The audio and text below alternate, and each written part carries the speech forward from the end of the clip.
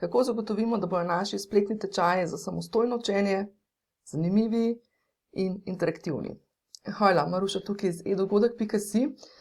In tole je ena zgodbica pred časom, namreč je prišla do mene ena spletna edukatorka, pa rekla, kako naj jaz naredim svoje spletne tečaje bolj zanimive, veš, da bojo noter neke igrice, pa tako naprej. Ne? Sej podobno vprašanje dobim tudi pri spletnih delavnicah v živo, pravzaprav pride do istega vprašanja, kako naj damo noter, zdaj pač kakšno orodje naj zdaj mi to uporabimo, da bojo naši tečaji, oziroma da bojo naše e-delavnice zanimive. Ne? Skratka, ista situacija in v bistvu pravzaprav tudi rešitev je enaka.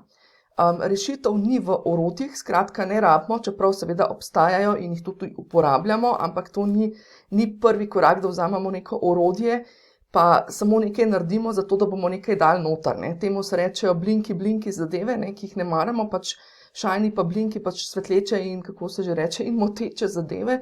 Skratka, ne dajemo stvari noter v spletne tečaje samo zato, ker smo tam najdali eno luštno super orodje, ne? Ker v bistvu pač če neka stvar noter v spletnem tečaju nima neke pozicije v smislu nekega razloga, zakaj je tam, bo velikrat izpadlo tudi malo čuden oziroma ljudje ne bojo znali tega povezati, kaj zdaj to tam stoji. Ne? Tako da osnovna stvar, kako v bistvu pridemo do, bom rekla, te interaktivnosti, ne? Pa zdaj na tem mestu poudarim, interaktivnost v spletnih tečajih ne pomeni, da so zdaj udeleženci v interakciji, medosebni interakciji med, ne vem, sabo, ker če je to spletni tečaj za samostojno učenje, itak niso, so noter sami, ampak pomeni, da so v interakciji z vsebino.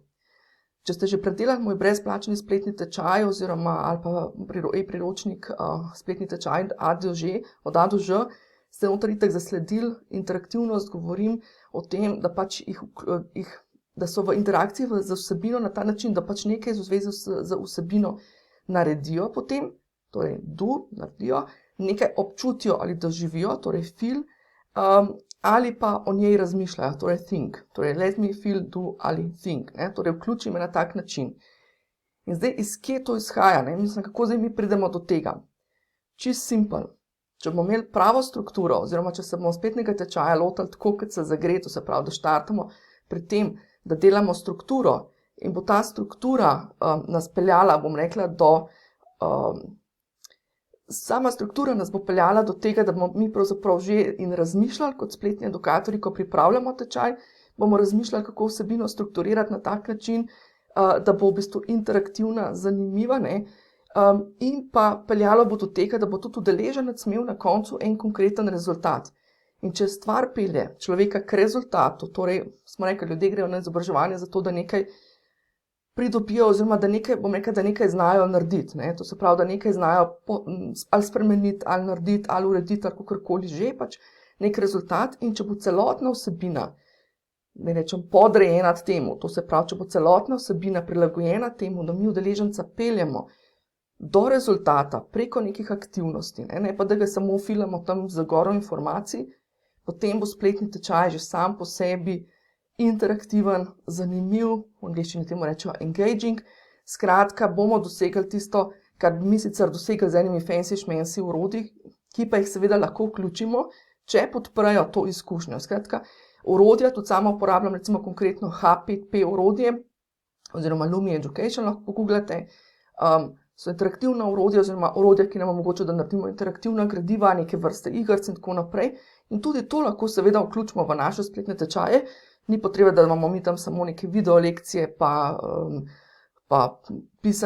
spisane tekste, pa PDF-je, pa tako naprej, ne? Imamo lahko tudi taka interaktivna e-gradiva, ampak njihova poanta ni v tem, da ga vzamemo enega luštnega, ki nam je všeč, pa ga naredimo, ne? Pa naredimo neko lekcijo iz tega, ampak da v bistvu izhajamo iz tega, da najprej naredimo to strukturo, ki pelje udeleženca do rezultata in potem pogledamo, kje nas to orodje lahko podpre, da naredimo pač neko ali nek test, ali nek kviz, ali neko igro, ali nekaj takega, kjer pač spet udeleženca